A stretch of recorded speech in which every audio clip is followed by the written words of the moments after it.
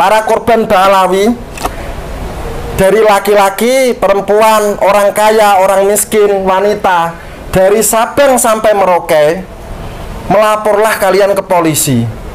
Melaporlah kalian ke polisi. Sebetulnya kejahatan para Habib itu kalau kita hitung mungkin sudah berpuluh-puluh ribu kasus. Selama ratusan tahun kita telah dibodohi atas nama Rasulullah oleh para imigran Yaman.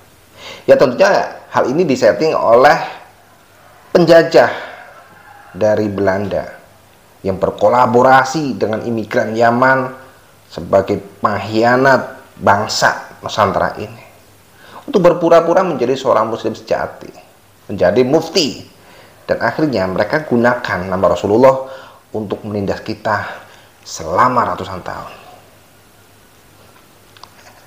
Ini adalah hal konyol selama ini. Iya, Nusantara banyak ulama-ulama khos, banyak ulama-ulama yang sakti, banyak ulama-ulama yang ahli kitab. Tetapi diaku atau tidak, diyakini atau tidak, ulama nasab yang runtutannya itu jelas, itu jarang sekali. Dan alhasil sekarang di era milenial ini muncul seorang yang bernama Kiai Haji Imaduddin Utsman dengan tesisnya yang ini akan merungkatkan Yahudi Askenazi di dalam keluarga besar Rabi'ah Alawiyah. Assalamualaikum warahmatullahi wabarakatuh. Selamat datang guys di channel Diam Saudara. Para korban Balawi, dari laki-laki, perempuan, orang kaya, orang miskin, wanita, dari Sabang sampai Merauke, melaporlah kalian ke polisi. Melaporlah kalian ke polisi. Gak ada duriah Rasulullah itu terus bebas dari hukum, itu gak ada. Padahal bukan duriat Rasul. Padahal bukan duriat Rasul. Rasulullah bersabda, "Lau sarokat Fatimata binta Muhammadin lakotoat yadaha biyadai." Andaikan telah mencuri Fatimah, putri perempuan, putri biologis perempuan Rasulullah Muhammad, maka aku akan memotong kedua tangannya dengan tanganku. Rasulullah itu penegak hukum paling hebat. Jadi tidak ada duriah Rasulullah itu bebas dari dosa, bebas dari hukum. Kalau memang korban Balawi banyak, saya minta, saya mohon, melaporlah kalian ke polisi. Kalau masih tidak ditanggapi, melapor kepada para pejuang medsos, biar diviralkan dulu. Begitu ya, Kiai, cukup ya. Siap. Itu lakotongan pola kotok tuh. Nanti dibully. Lakotok tuh. Ah ya, dikira kita nggak tahu nahu sorot. Nah, nanti dikira kita nggak bisa bahasa kitab. Repot ya. Banyak sekali kasus yang telah mereka buang, seolah mereka ini adalah kelompok yang tidak akan tersentuh dengan hukum, tidak tersentuh dengan dosa. Mulai dari kasus pencabulan, kasus penipuan, kasus masalah uang, obat-obat terlarang, kasus organisasi terlarang, dan sebagainya. Banyak sekali. Ini menunjukkan bahwa mereka itu adalah orang biasa, orang yang banyak kasus, bukan duriah Rasul. Dan akhlak mereka sangat bertolak belakang, sangat berbalik terbalik dengan akhlak dari Rasulullah. Boyo mikir seperti itu kalian, wahai para budak. Kalau hanya didoktrin selama ini bahwa mereka itu adalah duriah Rasul, imbangi dengan pemikiran secara logika. Adakah duriah Rasul yang melakukan kriminal semacam itu?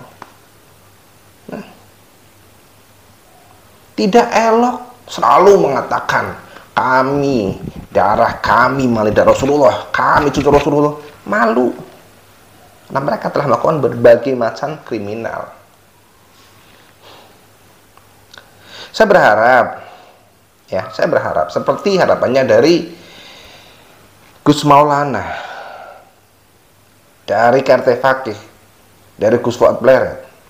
Apabila kalian ini ya, seluruh masyarakat Nusantara yang telah menjadi korban dari ulah-ulah kelompok Balawi, baik itu penipuan, baik itu pelecehan seksual, baik itu kriminal apapun, laporkan kepada IHK Berwajib, laporkan kepada polisi tentang kasus yang telah kalian alami. Atau setidaknya berikan informasi kepada para pegiat medsos, pada YouTuber, biar mereka itu diviralkan. Kemudian nanti kita akan giring mereka kepada aparat keamanan. Sudah bosan selama ini lah kita ditipu oleh mereka.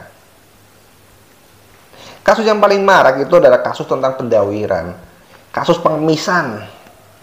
Mereka ngemis, menjual nama Rasulullah itu untuk meminta-minta dan memaksa. Jadi ayolah, sadarlah kalian, ya, para muhibin, para budak, sadar kalian. Yang dilakukan oleh para keturunan Yaman, para keturunan Yahudi ini sudah cukup lah, sudah cukup mensyaratkan masyarakat pribumi. Mereka sampai saat ini tidak akan berani untuk membuka kedoknya. Bahkan untuk tes DNA mereka tidak akan berani. Makanya yang mereka takutkan itu bukanlah malaikat, bukanlah aparat negara, bukan. Tapi mereka para habib ini hanya takut kepada tukang cukur. Ya, tukang cukur, karena takut nanti rambutnya diambil kemudian dites DNA. Iya, kepada malaikat katanya para habib ini akan terbebas dari dosa. Hingga malaikat itu seolah-olah sudah, silakan, ada tiket khusus karena dia atau mereka ini adalah dzurriyyah Rasul. Malaikat itu tidak mau ambil resiko. Atau bahkan mungkin aparat keamanan itu dianggapnya nanti takut kualat.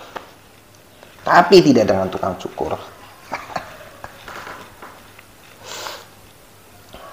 Jadi nanti kalian ya, kalian ini siapapun lah, kalau menemukan kasus-kasus kriminal yang dilakukan oleh para habaib, ayo laporkan kepada aparat yang berwajib, kepada pihak yang berwenang lah, laporkan supaya mereka itu tidak selalu ndawir dengan mengatasnamakan cucu Rasulullah, tetapi untuk perbuatan-perbuatan yang melawan syariat, perbuatan-perbuatan mungkar dan perbuatan-perbuatan yang memeras keringat dan darah dari muslim di Nusantara ini. Sudah cukup kita itu dibodohi selama ratusan tahun. Ya, kasihan anak keturunan kita nanti. Kalau mereka para imigran yang ini masih tetap melenggangkan dirinya untuk selalu membuat kejahatan dengan mengatasnamakan Rasulullah. Jangan. Kita sekarang yang harus menyudahi masalah ini. Sudah cukup lama. Ya. Jadi siapa yang akan menjaga negeri ini kalau bukan kita semua? Mari kita jaga negeri ini dari tangan-tangan orang jahat, dari tangan-tangan para pencuri makan, para pencuri nasab.